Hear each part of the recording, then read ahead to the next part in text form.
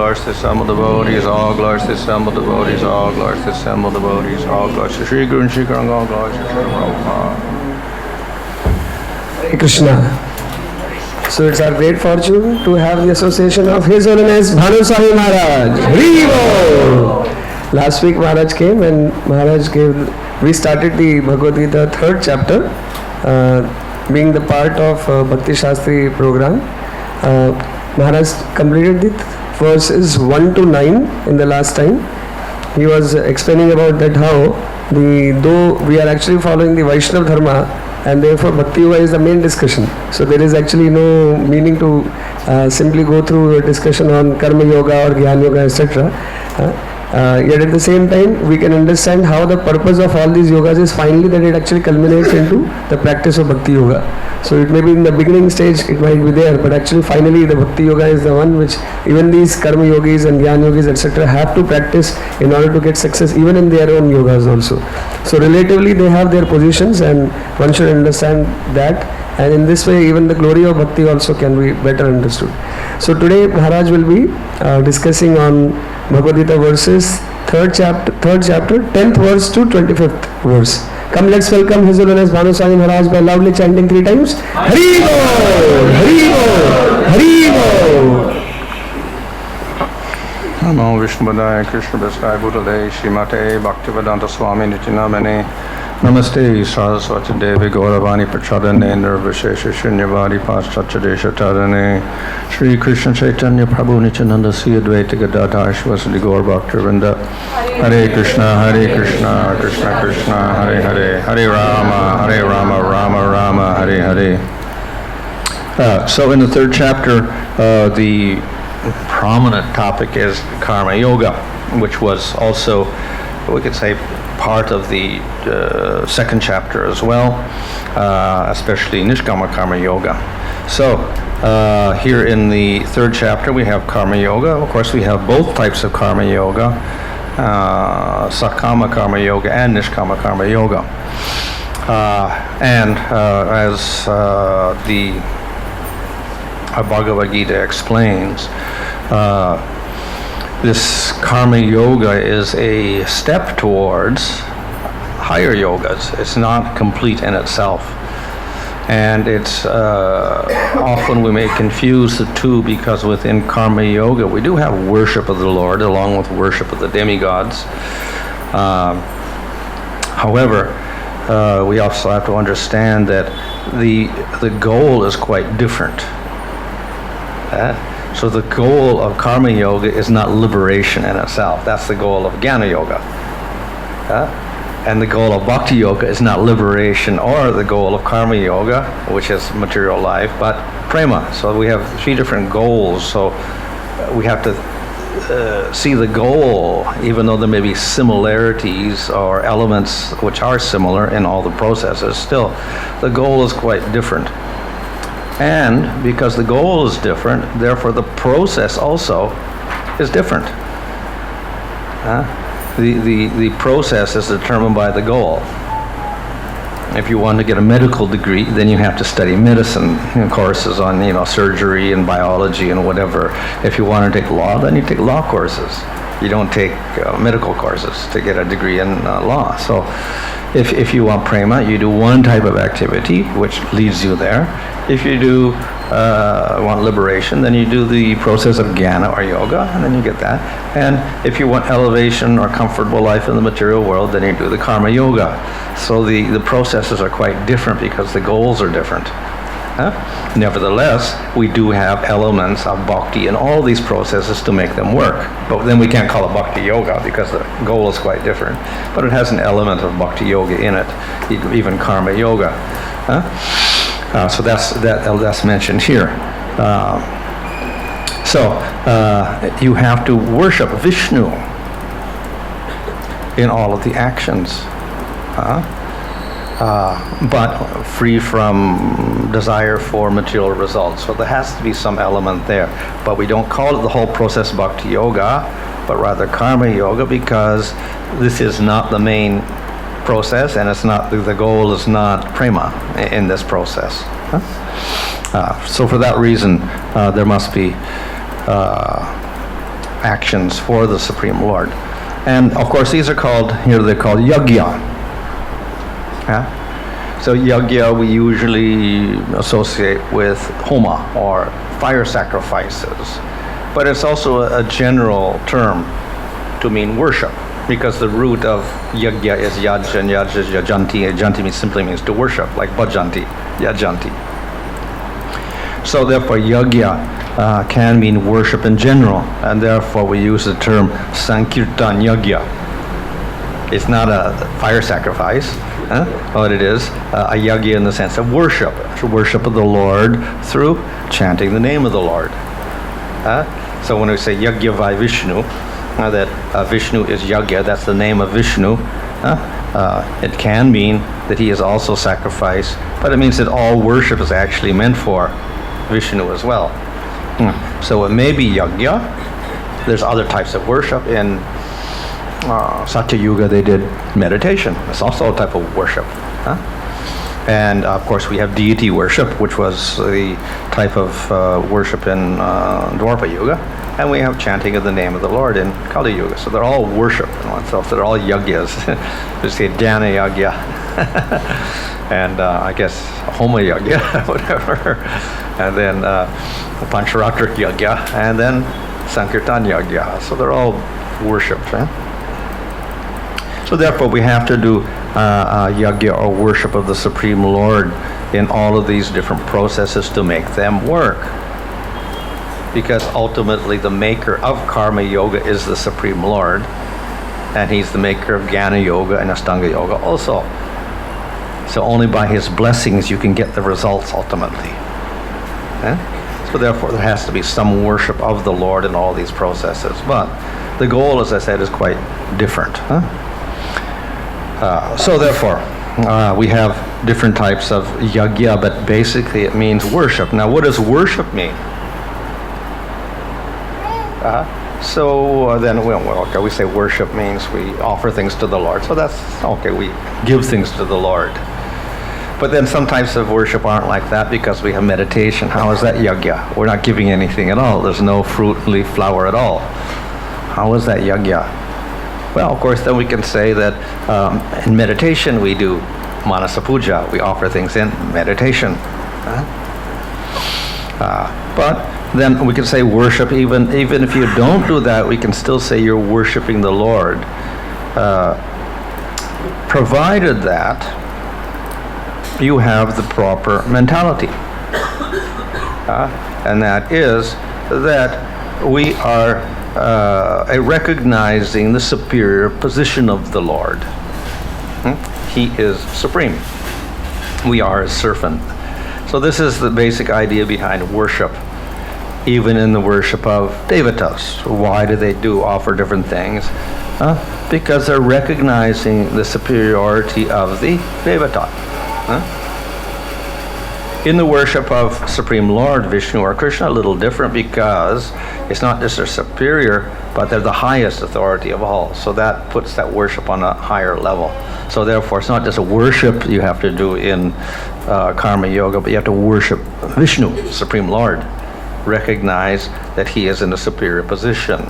Not that Shiva and Durga and Ganesh and Surya and Vishnu are all equal. No. Vishnu is supreme. So therefore he is given a special type of acknowledgement. So that worship must include the idea of the superior nature of the Lord. Of course, in bhakti, not only we say he's superior, but we emphasize the affectionate relationship. Then it becomes bhakti. So, therefore, worship in general is recognition of superior person, and we may express that in various ways, by giving things, by serving in different ways, whatever. So, you can serve in the mind, as I said, by manasa puja, and offer things to the Lord in the mind. That becomes dhyana. You can offer to the Lord through homa. There, the Lord is represented by fire, so we don't get the graphic representation of Vishnu with 4 arms and whatever. Rather, we get the fire as the representation of the Lord. So this is a step, let's say a grosser step away from meditation, which is all in the mind. We get a material thing there. But it's a little more abstract because it's not an actual form of Vishnu. It's the fire representing Vishnu. So we see he's represented by Agni, and then you offer things into fire. So that's the homa. Along with that, there are very elaborate rules to perform the sacrifice. The Karma Kanda section of the Vedas, that is the Brahmanas and Aranyakas, they give the rules for Vedic sacrifice, which are quite complex. And all of these rules have to be followed very exactly in order to get results from the worship. A lot of it also is Devata worship in that Karma Kanda section. Nevertheless, there's also inclusion of Vishnu there. So it involves lots of mantras. And basically the Brahmanas and Aranyakas are the prayogas, or the how you use the mantras to offer different things, and the rules for using those mantras, Vedic mantras. And of course the Vedic mantras have to be chanted properly with svaras, etc. And the ceremonies themselves are very complex. Some are very elaborate ceremonies.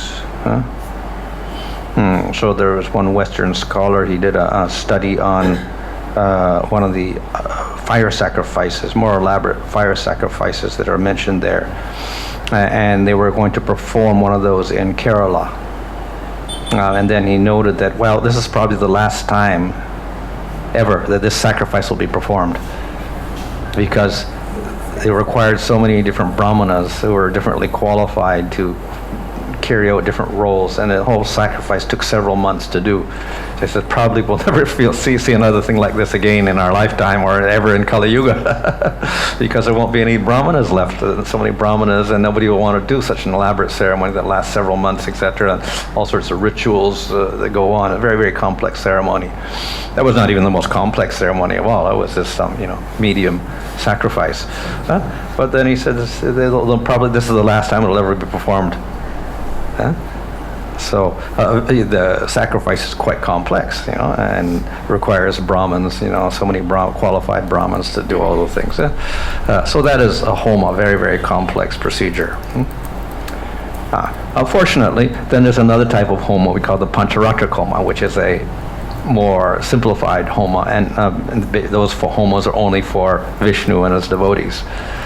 So we do have fire sacrifices. Of course, we have other sacrifices, Shakta homas for Durga Devi, etc. But we have Pancharatrik homas, which are quite simplified over that, so not so complex. So these are the different types of sacrifices. So the intention, of course, is to worship the Lord, but then the desire also is mixed, because the main idea behind karma yoga is to get some material results. So it's not, we can say it's pure bhakti in most cases. So in this chapter 3, then Krishna talks about the remnants of sacrifice. That you do the sacrifice, and therefore you worship the Lord, and then the remnants of sacrifice are consumed by the person, and they become free from sin. So this provides a means by which a human being can live and eat, and at the same time be free from sin. Because basically everybody has to eat, but to eat then we have to take animal life or plant life, and then we have sin. So how do we absolve ourselves of all that sin? So here the procedure is that you eat the offerings that are given to the Lord, and that offering is pure. There's no sin attached to it. So this is the prasadam. So So technically, of course, it could refer to all the elements of the fire sacrifice, but basically the fire sacrifice elements are not edible by us. Really, they throw the raw grains into the fire and ghee into the fire. So therefore, we can expand that and say that the offerings that you make to the deities, that is the offering, the remnants of sacrifice also, and we take that prasadam. So that's a practical way in which we can sustain ourselves and at the same time not commit sinful activity.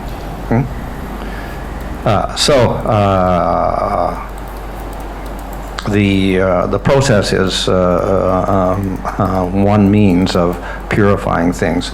But then of course we can also argue, well, yes, eating is one thing that we commit sin, but then so many other elements of life, we're breathing, drinking water, so many things, and living and stepping on the ground and doing so many other things as well. So, the eating process, we've purified that, but what about everything else? Our whole life is, surrounded by sin by merely living and acting in this world. What you have to do is to survive. So, in a larger context, then we can say that a person who has dedicated his life to the Supreme Lord, then obviously all of his activities are also exempted. Because his purpose is not for material results for himself. So therefore he doesn't incur sin by all these different activities. The Vedas have another process, and that is the Panchamahayagya. These are to be performed every day by the householder in karma yoga. So it means worship of the Lord and devatas, offerings meant for the pitras in the forms of tarpanas, offering water,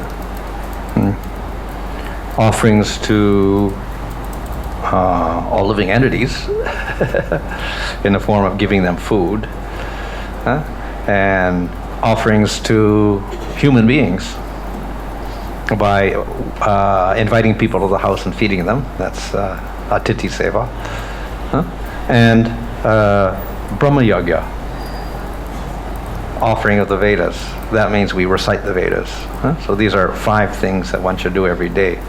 And then one is absolved of the daily sins by walking around and breathing and sweeping and lighting fires and whatever we do. That's the Vedic process of getting free of your daily sins. In that we see there's worship or respect given to living entities on all levels: Supreme Lord, devatas, pitras, human beings, animals, etc. So at least we're giving respect to all beings.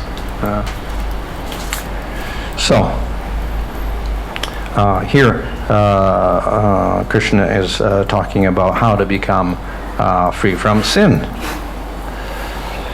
And then he talks about the whole chain that in order to live, we have to eat.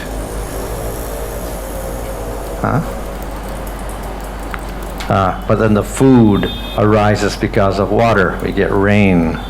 Rain arises from, how do we get the rain? Because of worship, sacrifices. And how the sacrifice comes? Because there's injunctions in the Vedas to do this. We do certain activities according to the Vedas.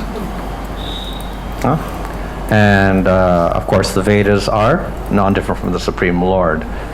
So in that sense, by following the Vedas, doing the sacrifice, getting the rain and getting the food, we're following an authorized process mentioned by the Lord. So in this way, this whole cycle, where we get we do the yajna, we get the rain, we get the food, and then we offer the food back to the Lord.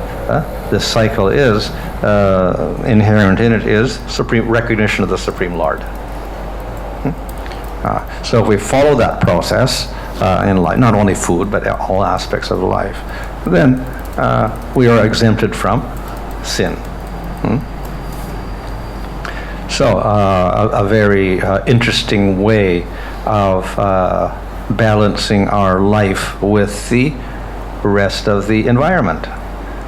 Nowadays people are talking about environment and this and that and whatever like that. So They never mention this part, though. Worship the Lord. But this is the important part here. Of course, it involves all the other aspects that they're talking about. Don't contaminate the earth with this and that and whatever, and save this and save that and save the water and all that. Yeah, definitely.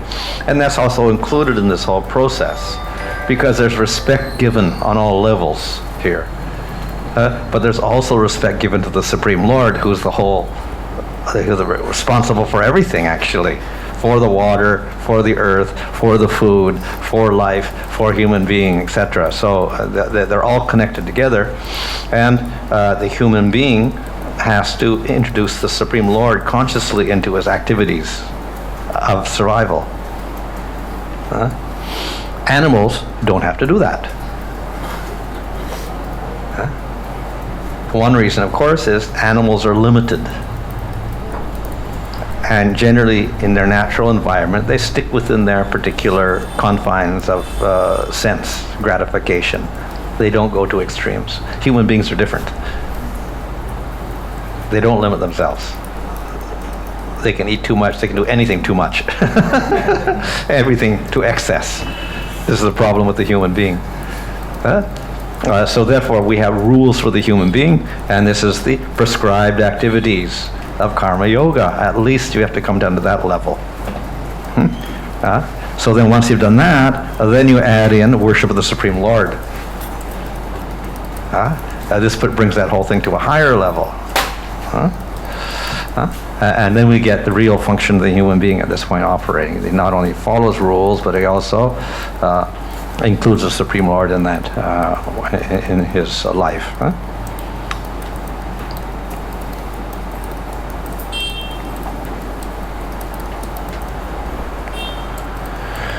Okay, so therefore food is essential to nourish the body.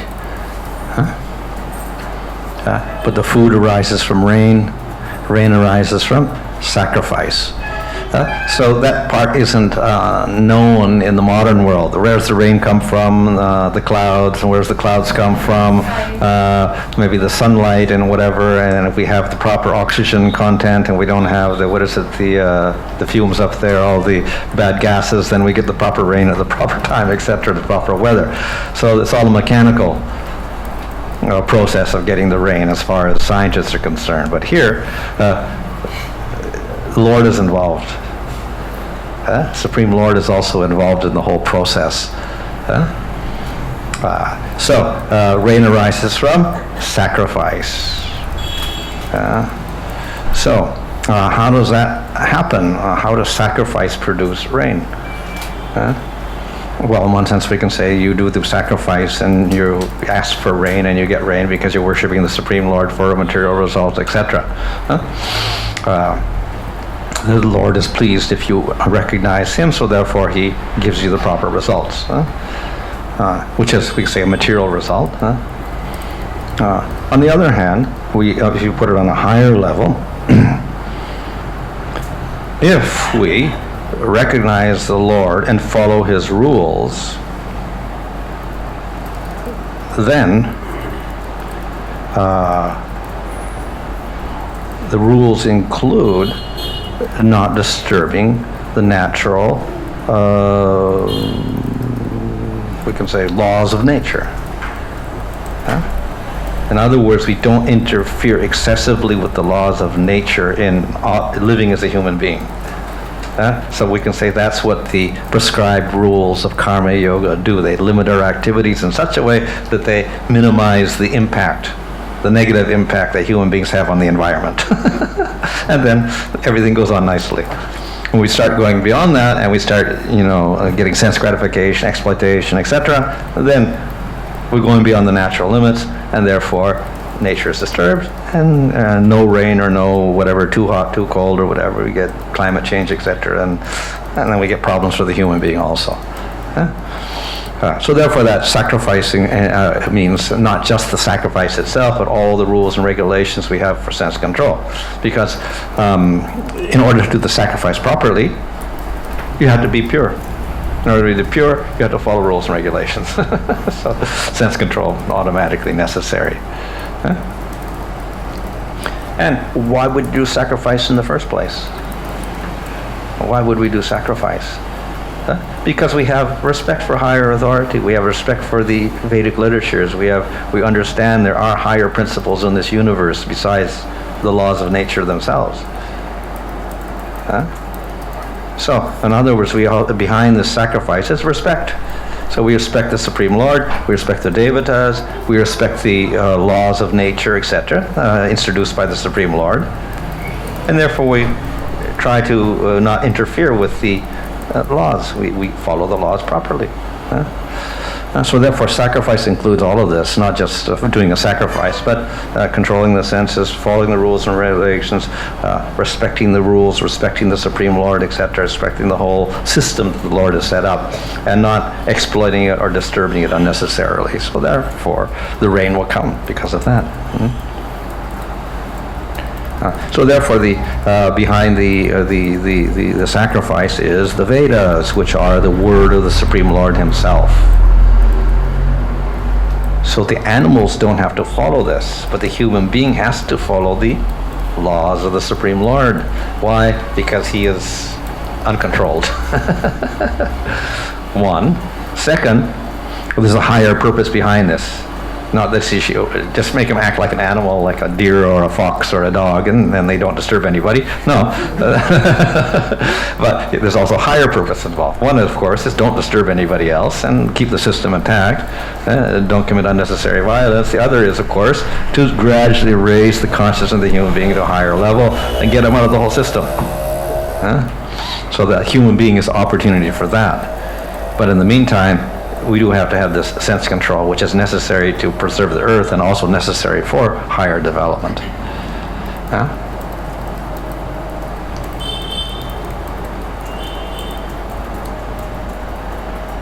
So ultimately, behind all this, behind the yajna, we recognize that the Supreme Lord is the necessary factor in living itself and of the whole existence of this whole earth. In our existence on it, we have to recognize the Supreme Lord and follow His rules and regulations. We do that, and then the system goes on very nicely. And we can live peacefully on earth. Plus, if we follow the Vedas properly, then we can gradually elevate ourselves and go beyond simply living on earth peacefully.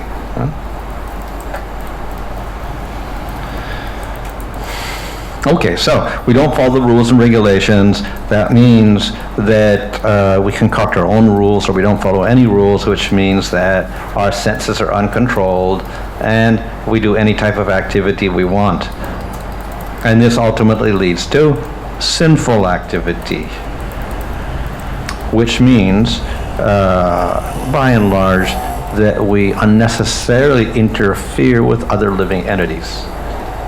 Unnecessary violence to other living entities. That's what the sin is, ultimately. And therefore, what does this do? It leads to bad karma on the personal level, and therefore we have to suffer.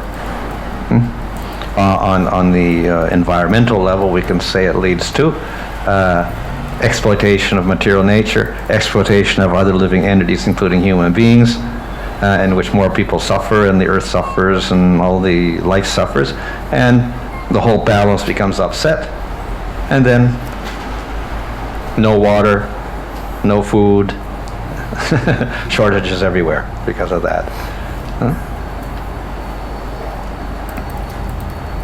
So it's interesting that in the cycle, it's involving. Definitely it is has this environmental concern aspect to it, but it's got the Supreme Lord in here, which is very unique because all the talk they have in the material world now about environment, nothing about Supreme Lord at all. So it's an essential element here.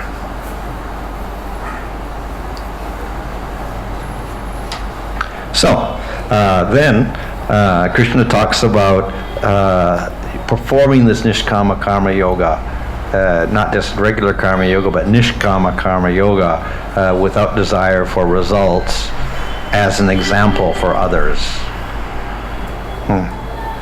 So this means that nishkama karma yoga is higher than sakama karma yoga or no yoga at all. So it's encouraging people to follow rules and regulations, control their senses, and also strive for the higher goal in karma yoga, that is to get up to the level of Atma and Jnana.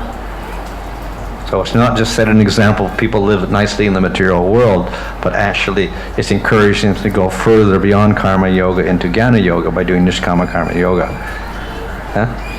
So that's the example that people should set. So naturally, the Brahmanas will be doing that because they are more generally fixed in sattva anyway. So it's easier for them to practice nishkama karma yoga, and some of them may be practicing jnana yoga or astanga yoga as well. So naturally, it's, I can say, more natural for them. The Kshatriyas are a mixture of rajas and sattva, not just rajas, but rajas and sattva. If they're only rajas, they're not a real kshatriya. So because of the mixture with sattva, they will appreciate and follow the brahmanas. They will also appreciate knowledge of scripture, and therefore we find Bhishma was very knowledgeable of scripture, and Mahabharata is a whole kanda of instructions there. Similarly, Yudhisthira, very intelligent. He knew scriptures very well. So a good kshatriya will respect knowledge, respect the brahmana, and you also understand scriptures to a certain degree.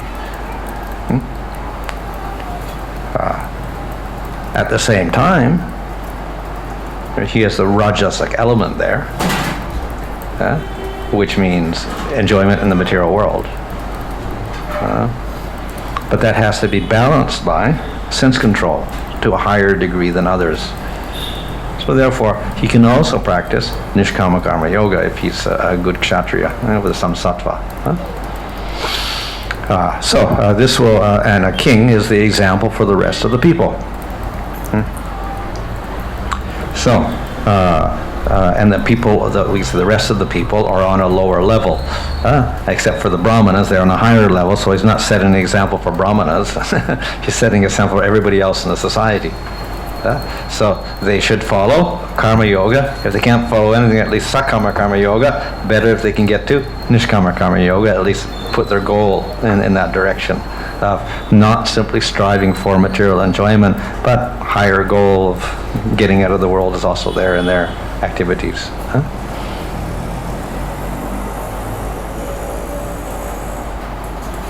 So technically, a person who's trying to realize Atma, he wants to give up his activities. But here, Krishna encourages Arjuna to keep on doing his activities, even if he is detached from them, to set the example for others who are on a lower level. So that is particularly apt for the king and other kshatriyas who are higher than the Vaishyas and Sudras, who are the majority of the population. So it sets an example, let them follow. At the same time, he should strive for being detached from the results and ultimately detached from the whole process. So therefore we get what is called the Parinishchita devotee, according to Baladev Vidyabhusan. He is the one who performs karma yoga with absolutely no attachment, just to set an example for others, no other reason. And therefore we find some kings in that position, like Ambarish or Dhruva. No material attachment, but they're doing it, encourage other people on a lower level.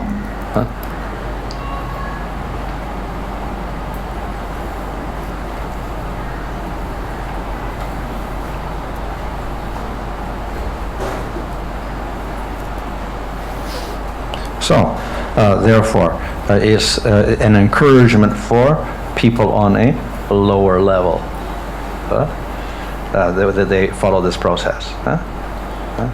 Now, if they have no obligation to do that for some reason, they're completely detached, then they may renounce their position as such, and they could even renounce the karma yoga, and they could just do bhakti yoga in that case. And we see examples of that, such as Bharat Maharaj. he became a vanaprastha, went to the forest. He had no more kingly duties, and his occupation was simply meditating on Vishnu. Oh, he's just doing bhakti yoga at that time. He wasn't involved in any affairs. So we see that the ashram system itself encourages the higher castes to get to this level of renunciation of their duties, by and large, not completely, but by and large. We can say that even being a vanaprastha is within the varnashram system, so he's still got rules and regulations of varna and ashram to follow, but it's more or less minimized at that stage. So we can say he's getting towards the stage of nirupeksha devotee even at that stage. And same with sannyasis. In this way, we find a recommendation to do nishkama karma yoga without attachment to the results, and one may ask the question, well, why you should do that if he's a devotee? And then the answer would be to set an example for others. Others maybe not be doing bhakti, so therefore they're obliged to follow this process of doing karma yoga and then nishkama karma yoga. If they are on a little higher level, then they can do it with some attachment, do the process of bhakti, and also mix them, and then we call that the sanishta devotees, a little bit less, some attachment to following his rules and regulations. When he's completely detached and he's just doing it to set an example for others, then he's called parinishchita. And when he gives them up, then he's called nirupeksha, completely renounced.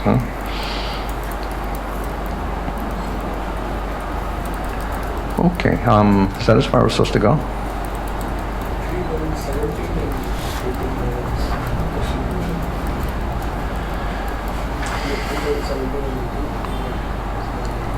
Oh, we're up to 25 then.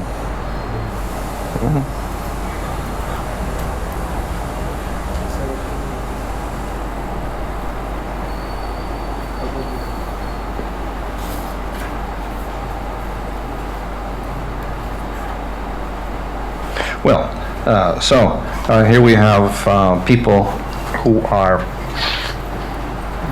not attached, and they do it for setting an example to others. All right. So this obviously refers to people within the varnashram system.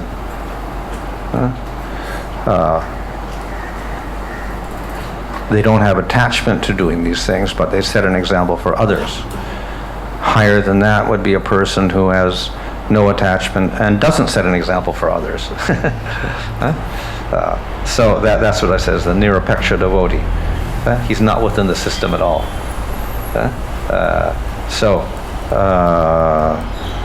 An example would be Jadabharat. He became born as a Brahmana, but then he rejected all of his duties as a Brahmana. He didn't want to set an example for being a Brahmana even. So he rejected all, pretended he couldn't figure out how to do the ceremonies for a Brahmana or the rules and regulations, and he just sat there pretending he was completely ignorant. So that's a rather, we can say, a rare position of a person. But then we get a few other examples also, like who was it, the sage that Prahlad met, who was just a python, lying down on the ground like a python again. Completely beyond the rules and regulations. But then also we see that these persons are very advanced as well, completely detached from the material world, not involved with their material body at all. So therefore they don't even follow the rules of varnashram for cleanliness or whatever at that point. So it's a very, very exalted level in terms of spiritual advancement.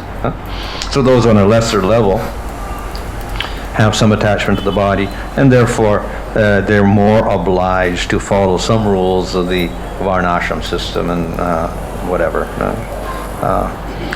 But in the modern context then, since the system is not so much intact, we get remnants of rules and regulations of varnashram system, but not so much.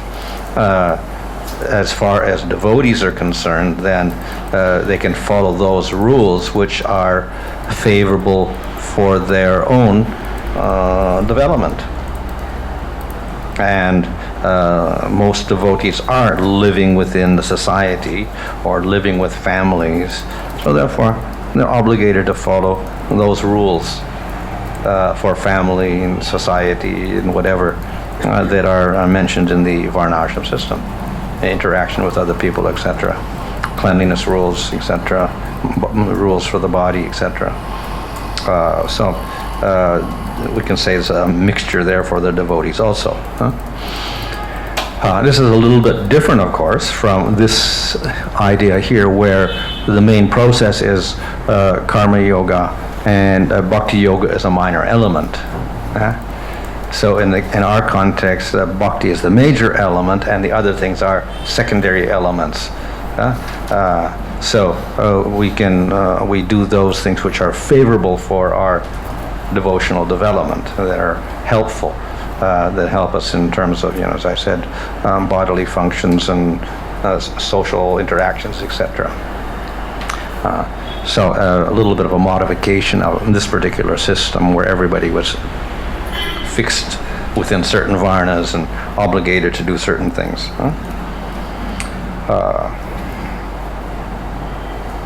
So if one is on a lesser level,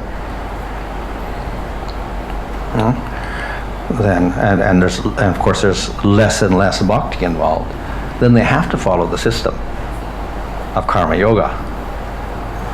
If they're not doing bhakti yoga as a major process, then they have to follow this system. If they don't want to follow this system of karma yoga, then what are they? This material world. That's all. So we have three choices here. You do bhakti, you do karma yoga, or you do nothing as a human being.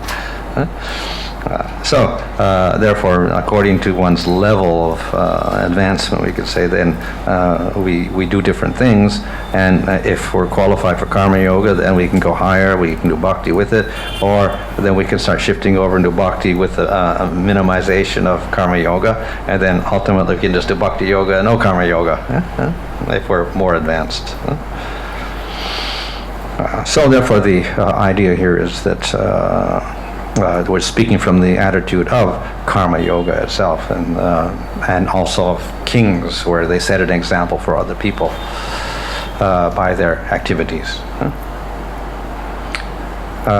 So this is karma yoga. In terms of devotees then, what should devotees do? So then devotees also set an example for others. One devotee sets an example for another devotee. So that is also there. The superior devotees, an example for the lesser devotees, etc. And we find in the ancient society that was also there, the great devotees were the kings also, and they set an example of devotion for the people who were under them, and inspired other devotees as well.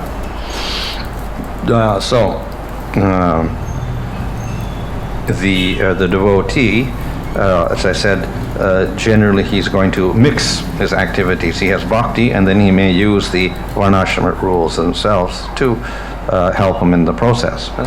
So again, that is another, he set an example in doing that also, rather than ignoring the whole varnashram system. He incorporates rules and regulations favorable for his devotional development, and this is a good example for other people as well.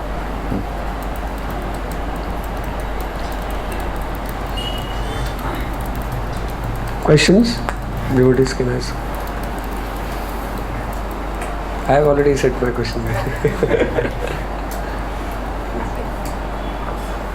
Maharaj, in Srimad Bhagavatam, Shuta Goswami very clearly explains how by performing Bhakti Yoga one can rise above the gunas. Mm-hmm. Like he says, he starts from the Shraddhadan, Shraddhadanu Muniyo, that verse, where he says Sanmat Seva Vipra Punya Tirtha Nishevanat, and then he further he says about Nasta Prayasha Bhadreshu, etc. So basically the service to the great devotees is very much stressed. Mm-hmm. Like if you do that, then you will get taste for Vasudev Katha, by which the heart gets cleansed and one rises above the gunas. Yeah. So in Vedic context, Maharaj, that Mahat Seva is like very like clear, like the Guru is there, like in the vicinity, etc., and one serves, etc. But in the modern context, Maharaj, in ISKCON context, like one's Diksha Guru, etc., may not be in the vicinity, like he may be traveling to various places, etc. We may not have much contact. Mm-hmm. So, Maharaj, in this context, how one can on a daily basis perform Mahat Seva? Like, and what exactly that seva? Well, of course, what is seva? That's one thing. One, of course, you serve and wash the clothes or cook or whatever, menial service. That's one way, and nothing wrong with that. It's okay, and it's also many examples we see of that. But then we also have the Vani seva, to follow the instructions of the Guru, which are even more important.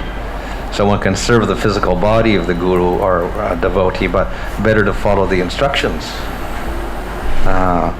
which is the main function of the Guru anyway, to give proper instructions. So, and those instructions, of course, are instructions on how to conduct oneself to attain prema.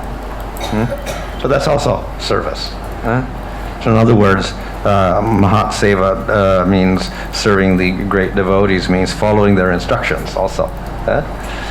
So we may not do a direct physical service, but if we sincerely follow their instructions, then we've actually got the essence of the service.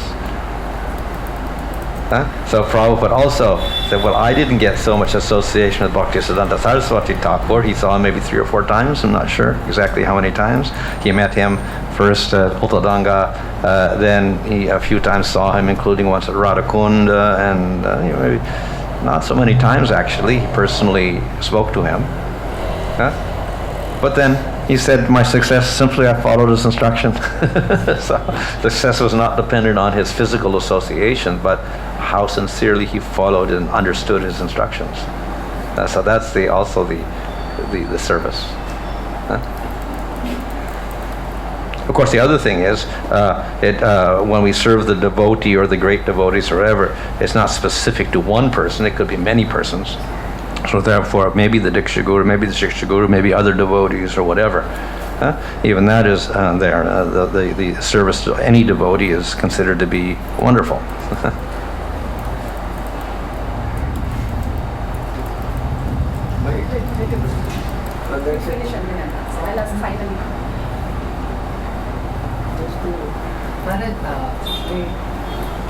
We hear that bhakti has to be performed according to the scriptures, Shruta Grahitaya.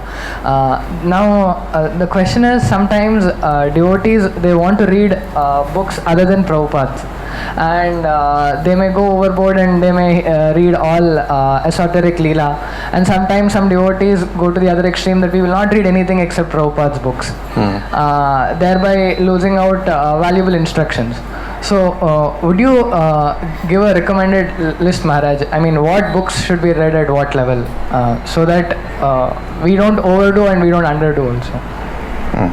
Well, it's probably a little difficult to categorize this all up to the devotee also. Depends on the devotee. But of course, according to the level, we can say that those who are new to bhakti, then they have to understand very basic things like the principles that are in the Bhagavad Gita. We can say the theological principles of the movement, which involve understanding who is Jiva, what is Prakriti, who is Supreme Lord. Very basic things. And then understanding the process of bhakti. What is bhakti? And then in comparison to that, we have here in Bhagavad Gita, Karma Yoga, Jnana Yoga, Stanga Yoga, etc., and bhakti, and we have to understand the differences between that. So that's the initial information, which we'll get from Bhagavad Gita and from Bhagavatam. Then, beyond that, then we have more details, which you could say as one advances, one understands that. So therefore, we can also get that from Bhagavad Gita and Bhagavatam, a lot of this. We understand more details about Supreme Lord and the levels of the Supreme Lord, different types, forms of the Supreme Lord, up to Swayam Bhagavan Krishna. and why Krishna is in the topmost position over others, and also difference between pure bhakti and impure bhakti, and how it is completely different from karma jnana and yoga. So this we will also get from Bhagavatam, as well as the commentaries of the acharyas who make it very clear the distinctions and also the supremacy of Krishna, etc. So that a lot of it would depend on the details on the commentaries of the acharyas. So if we go to the commentaries of the acharyas on the Bhagavatam, then we can get a lot of this type of information. So that we can say is the second level. Then the third level would be to understand more about Krishna, because Krishna and prema is the ultimate object. So the first one was more basically sambandha, the second the sambandha and abhideya, the process of bhakti, and the third is prayojana, understanding more about the goal. So that's also important, because unless we understand the goal, how we can do the process properly. If we get the wrong goal, then the process will lead us to the wrong goal. We don't get the right goal, we get a wrong goal if we don't understand who Krishna is properly. So that again, we go to the Bhagavatam, we have all the pastimes of Krishna there, and then we also have the works of the more poetic works of the Goswamis, the different works of Rupa Goswami or Vishnu Chakravarti describing pastimes of Krishna and others in Vrindavan. So that also, as I said, is we can't ignore it. But it also requires a certain higher level of maturity to get into that as well. So those basic three levels. Interestingly enough, we'll find all three are there within Chaitanya Charitamrita. We get the basics. We also get the types of bhakti, including Raganuga bhakti and Vaidya bhakti and Bhav bhakti and Prem bhakti, and then we get all the details about Krishna as well. So we get all three there in Chaitanya Charitamrita. Also, within this context of levels of scriptures and what we should read and how much we should read, Srila Prabhupada also expected all his members to be very much carefully studying his books in the ISKCON society. So even though a person might actually, so first of all, we understand that first of all one has to read all the books of Prabhupada carefully, which means the Gita, Bhagavatam, Chaitanya Charitamrita, and then even afterwards one is reading maybe other acharyas' commentary and other the Goswami's works. Even at that time, what I understand is that Prabhupada would expect us to discuss from his books. So his books become, as Prabhupada said, my books will remain the law books for the next 10,000 years. So is it not that as members of ISKCON, then we will have to emphasize Srila Prabhupada books, his teachings, and emphasis on a personal reading also from Prabhupada books itself. Yeah. Though we might also read other... This involves some interesting questions, we can say, because we read the books of Prabhupada, then there may be questions, because there may be internal contradictions sometimes. Sometimes they're simply, we can say editorial mistakes or whatever like that, grammatical mistakes or whatever, contextual mistakes or whatever like that. One place in Bhagavad it says this, another place it says something else. So then we say, well, what is it actually? So then based on that, then we may have to go outside to understand what is the conclusion, because we can't conclude from the context sometimes. Of course, grammatical and other things is no problem, but then we get contextual mistakes. He says one thing in one place and a completely opposite thing in another place. How do we solve the problem? And these, again, we just say contextual things, like the name of a person may be wrong in one place or different in one place from another person, like Mandavya Muni and Mandukya Muni, as the sage who cursed Vidura, Yamaraj, and then became Vidura. So who is it? Is it one or the other? So then, this from Prabhupada's works, maybe you couldn't say. But of course, you could say that actually, in the text itself, it says Mandavya Muni. And it's only in his commentary he says Mandukya. So based on that, in third canto it says Mandavya. Therefore, you say the other one's wrong. But then if you look in Mahabharata, you can confirm that, okay, it must be Mandavya Muni because everybody else says that, and that's, it seems so. We have to, for some cases, we're going to have to go outside just for those mistakes. Then there's more complicated statements also that may be confusing, or even like Karma Yoga and Bhakti Yoga. Prabhupada calls Karma Yoga, Bhakti Yoga, so then everyone gets confused by that, So why is it like this, So then if we go to the Acharyas, then we can get some clarification on that, and that makes complete sense why, what's what. So sometimes we need clarification on these issues. Otherwise, if we simply stick to the books, we may come to another wrong conclusion if we're not careful, about speculating or whatever. So if we have the previous Acharyas and the scriptures to go by, then it helps us come to a better conclusion. And then, of course, obviously, Prabhupada, then he, like in Chaitanya Charitamrita, he says, then you should consult this work and that work and this work, which he didn't translate anyway. And within his lifetime, he didn't even get to the full of the Bhagavatam, so that means we can't read beyond the 14th chapter of the 10th canto then? It sounds a little weird. So, certain limitations on his life are there, so he only completed a certain amount, so it doesn't mean we can't access other scriptures because of that as well. And in his books itself, he has written, my disciples shall continue with Yeah. Can I ask? The question was, Maharaj, that knowing all this also, the ongoing emphasis on Prabhupada books reading, should it not be also there? Knowing definitely that there are other commentaries and Acharya's works which are very important, yet should we also, because ultimately what happens is that even among the Acharyas also there are apparent contradictions. And like one Acharya may say something and another Acharya may something slightly different, and also contextual messages based on what time period was going on. Like Kali Yuga, there is so much of sense gratification, so Prabhupada condemns it very heavily, whereas Vishwanath Chakravarti Thakur might not even mention it so much.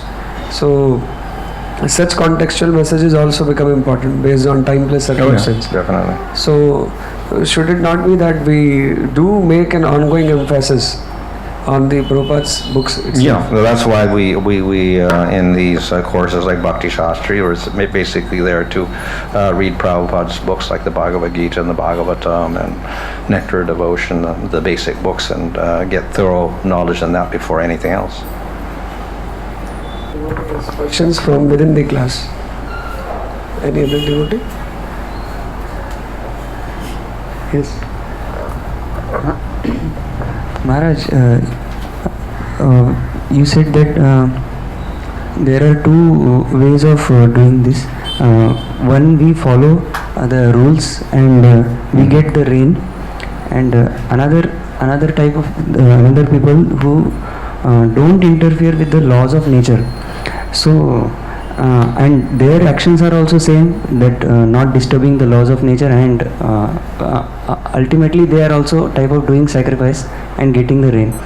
So my question is it like this? Is it this kind of second kind of people? They are called as following Sankhya Yoga, means finding the root of the world, which is Vishnu, and then worshipping Lord. And the first, this kind of devotees are directly following devotional service. Is it correct understanding or not correct? You understood the question? He's confused between Sankhya, Jnana. Which Sankhya you're talking about, by the way? No. Kapila and the Bhagavatam, which is basically Bhakti with... In Bhagavad Gita, I had read Sankhya Yoga means people who go to the root of the material world, which is Vishnu, and then by understanding the root is Vishnu, then worships Vishnu. Okay, so then... Okay. So Analytical study. Yeah, but they're devotees also. They're not the atheistic Sankhya's. Okay. So what about them? And so is this correct that those who do not try to interfere with the laws of nature, they are followers of Sankhya Yoga. Well, they could be. They could be various persons. We'll find that all of these people involved in jnana also basically they're minimizing their activities. They're very sattvic, etc. We can say sattvic people in general would be, minimizing their interference with the material world. They have sense control, etc. However, we find that within the system of karma yoga, this is all more like regulated into rules and regulations. So it's a little more specific, not just a person is sattva guna and he's basically peaceful, but he's actually following certain rules to very more systematically to inculcate this level of non-interference. So the non-interference happens on different levels, tamaguna, rajaguna, and sattva-guna, in terms of the Vedic system and karma yoga.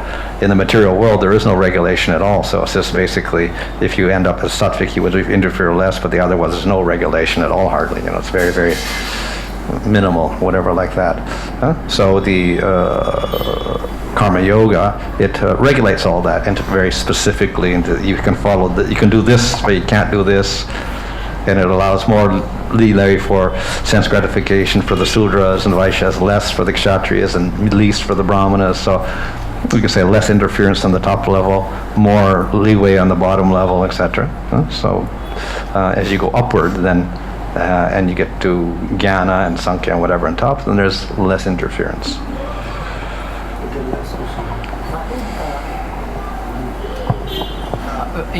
As Krishna says that rain gives food, but Jains, they refute this, saying that it rains even in seas, and there's no one doing worship in the ocean and seas, so therefore the Vedas are wrong. Okay. So how do we refute this? Well, I think this is a very general proposition made. It's not that obviously we know that the rain falls on the sea also, and there's no worship there, but they get it. And even if in America they don't do yagas, but the rain is falling there also. We say a general principle that for the human being at least, our existence should involve the Supreme Lord so that the system is balanced. That's all. I don't think it means that, if we don't do yajna, there's no rain, or if there's no human beings, there's obviously going to be rain in any case. But it's simply a means of indicating that the human being has to be careful and observe rules and regulations, otherwise he disturbs the system.